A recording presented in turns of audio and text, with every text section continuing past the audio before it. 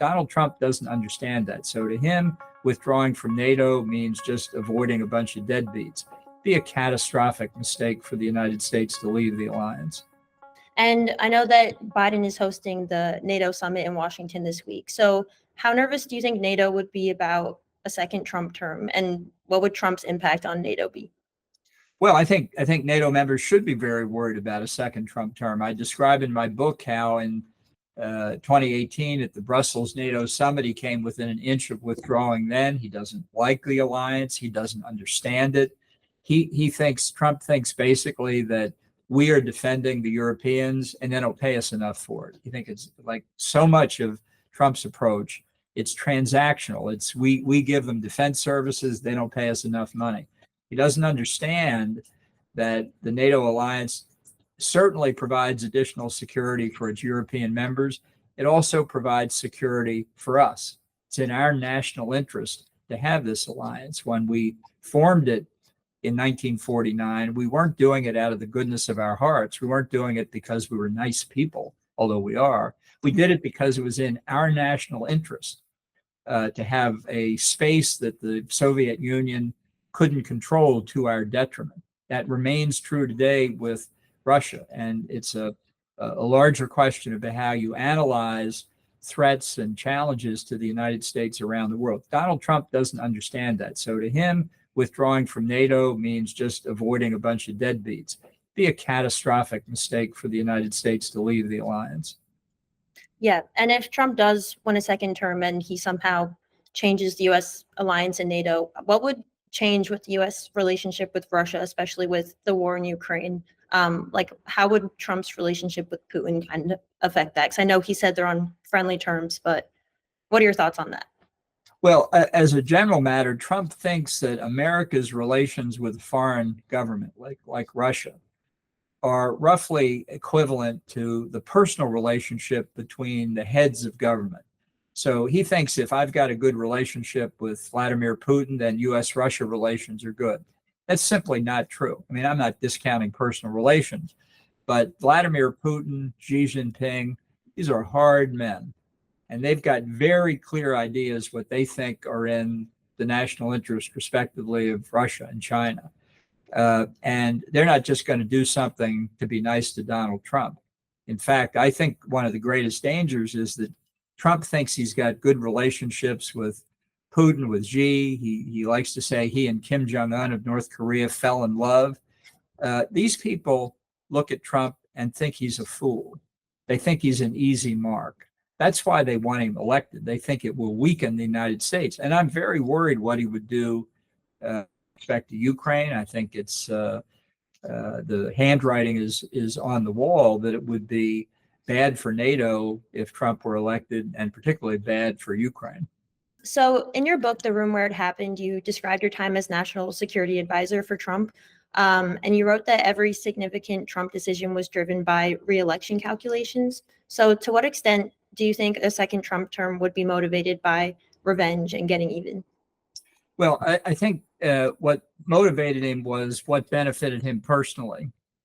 Certainly economically in some circumstances, politically in others. And in the first term, politically, obviously, the principal concern was getting reelected. Now, if he wins a second term, he won't be eligible to run again. So many of the political constraints on him that existed in the first term won't exist in a second term. But I do think that he has objectives and things he wants to achieve for his own reasons. And he's been as explicit as you can be that he sees the second term as a revenge presidency. He says it's revenge against the people who are threatening his supporters, and that they're only coming at Trump because they can't get to his supporters because of Trump.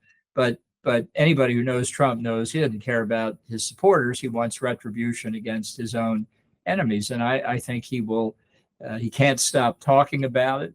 And he adds new people to the list that he wants retribution against pretty much every day. So it's going to be a long list, but it definitely is a priority.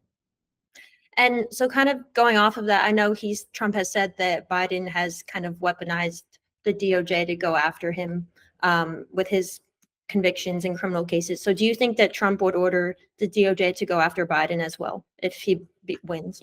I do, and I think Trump has said, look, maybe Biden shouldn't have weaponized the Department of Justice, but now that he has, turnabout is fair play. I mean, number one, that's the wrong answer for an American president. If you believe that the department has been politicized to go after the president's political adversaries and can prove it, that's a very serious charge.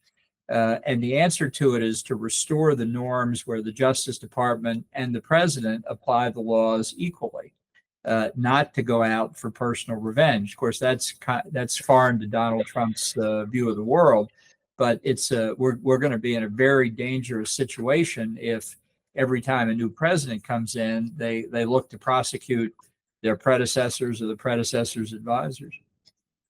And so what do you think of Trump saying he'll be a dictator on day one? Do you think there's any truth to that? Well, he says things in some cases just to drive other people crazy. He enjoys that. It's why he uses strange capitalization in his tweets and spells words wrong. I asked him that once, and he said it drives them crazy, and he meant the liberal media and others. So that's part of it. But back in the 2016 campaign, a number of people said you should take Trump seriously, but not literally. That's a mistake. You should take him literally. And he thinks that if he can accustom people to strange positions, outlandish positions that he takes, and they get used to it, that maybe he'll actually be able to carry it out in practice. So I'm very worried about. He's signaling what he's going to do, and he may not fully understand it. I don't really think he does understand much about the government, but using words like that should concern everybody. As when he said several months ago, we should suspend the Constitution to remedy the fact the 2020 election had been stolen. There's no circumstances under which you suspend the Constitution unless you're Donald Trump. Yeah. And I know Trump hasn't completely ruled out political violence if he loses the election. He's kind of said, it depends what the results are. So do you think there would be a second January 6th event if Trump loses? A lot of the people who participated in January the 6th are in jail now, and quite likely still could be when the Congress meets again to consider the Electoral College vote, which, by the way, will be presided over by Kamala Harris as the then sitting vice president. So he needs to think about that. Mm-hmm. Trump tried to disrupt the election and turn it in his favor, and failed while he was sitting in the Oval Office. I think it's going to be a lot harder for him sitting by the swimming pool at Mar-a-Lago. And he may try it, but I'm not at all sure the circumstances are the same. A lot of people have speculated in the past couple of years, every time he got indicted or every time he had to appear in court, that his supporters would be out there potentially rioting in protest that he was being treated unfairly. And I don't believe there's been a single court appearance where the press hasn't outnumbered the demonstrators, pro and con Donald Trump.